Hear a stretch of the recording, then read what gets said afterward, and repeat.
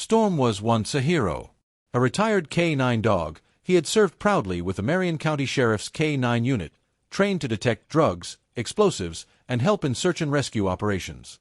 His sharp instincts had saved countless lives, but now, in his golden years, he had been retired after a spinal injury nearly took his life.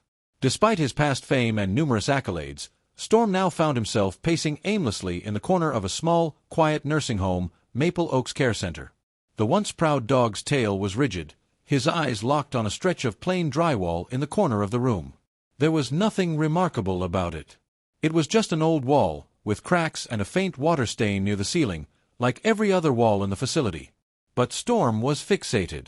His behavior was strange. Restless and confused, he began barking. At first, it was a single bark, sharp and sudden, but then it grew.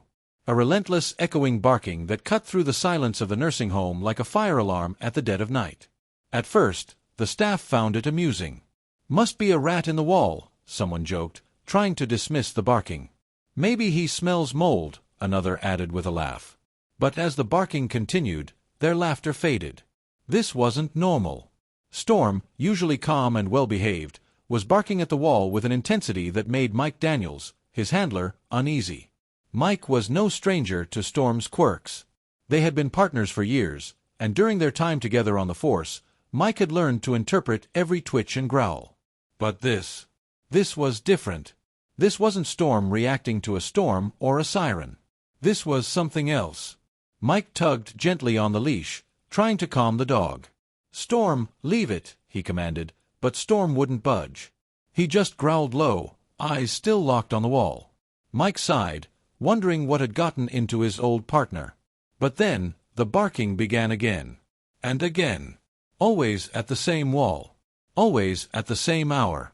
The more Mike tried to calm Storm, the more intense the barking grew. Storm wasn't supposed to be here, after all. He was retired, brought to the nursing home as part of a program placing retired dogs in nursing homes as emotional support animals for the elderly. But Storm wasn't just any dog. He was a hero, a dog who had helped save lives, a dog who had been through things most humans couldn't imagine.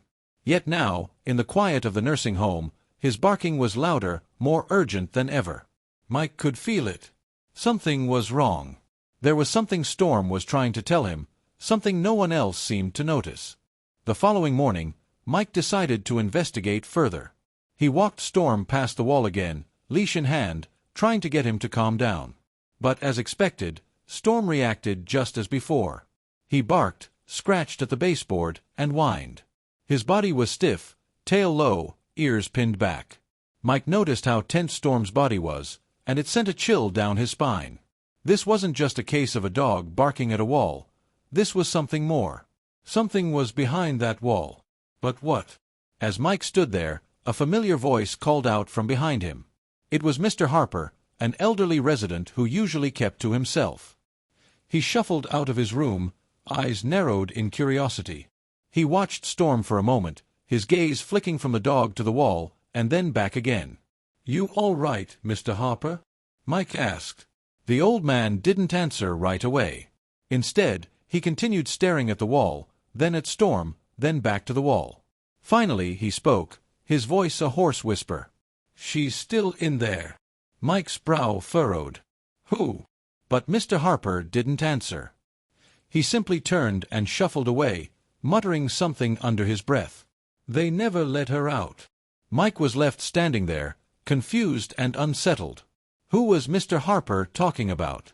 And why had he said, "She's still in there"? Something about his words felt ominous, like a warning Mike couldn't quite decipher. That night, unable to shake the unease, Mike dug into the nursing home's history. He pulled up old blueprints and records for Maple Oaks Care Center, hoping to uncover some answers. What he found shocked him. The building's plans had changed significantly over the years. A room labeled 309 had been removed from the records during a renovation.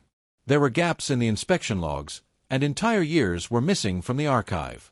No one seemed to know what had happened to that room, or who had made the decision to seal it off.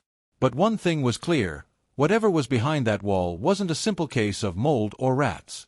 Mike had a sinking feeling in his gut. There was more to this than he could have ever imagined. The next day, Mike decided to investigate the wall once more. He walked Storm past it again, leash in hand, watching his dog's every move. Storm's reaction was the same: barking, digging, whining, his body tense and alert. But this time, something else happened. Mr. Harper, the old man from earlier, appeared again. This time, he didn't shuffle away. He just watched, silently, his eyes fixed on the wall. "You okay, Mr. Harper?" Mike asked again, though he had a feeling he knew what was coming. The old man's eyes darted back and forth between Storm and the wall. "That dog sees what y'all refuse to see," he muttered under his breath, his voice barely audible. Mike frowned. "What do you mean?" Mr. Harper's voice dropped even lower, almost to a whisper. "She's still in there."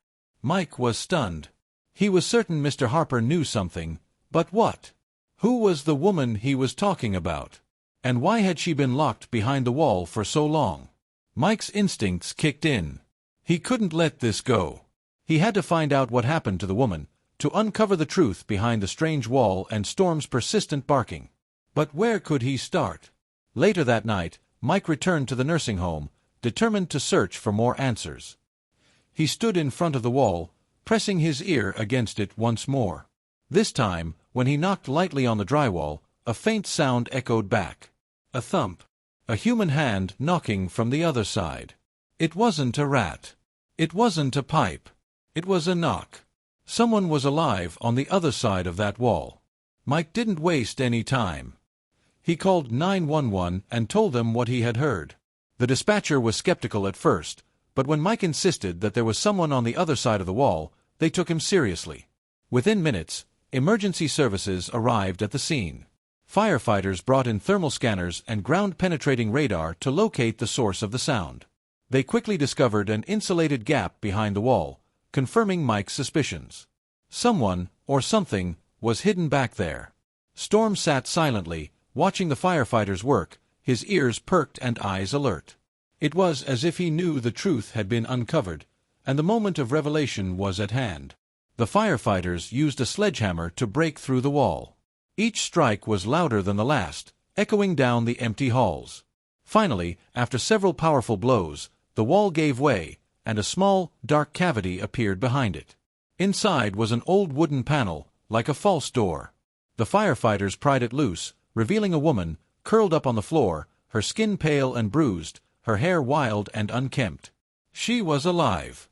The woman was rushed to the hospital, and it didn't take long to discover that her name was Grace. Grace had been hidden behind that wall for years, the victim of an illegal medical experiment conducted by a shady company called Pharmaco West. They had used nursing homes as test sites for unethical trials, and Grace had been one of their victims. The company had erased all records of her existence, leaving her to suffer in isolation until Storm, with his unyielding instincts, had uncovered the truth. Mike's investigation into Grace's disappearance revealed more than just a hidden room. It revealed a system of corruption, neglect, and human experimentation. He uncovered sealed patient records, hidden files, and more disturbing evidence of illegal activities at Pharmaco West. Grace's journal, found buried under the floorboards, detailed her time in isolation, her fear, and the strange occurrences she had experienced. She had heard a dog barking from the other side of the wall. Storm had been the one to alert her that someone was listening. The discovery of Grace's journal led to the exposure of a far-reaching conspiracy, one that spanned multiple nursing homes and involved high-ranking officials.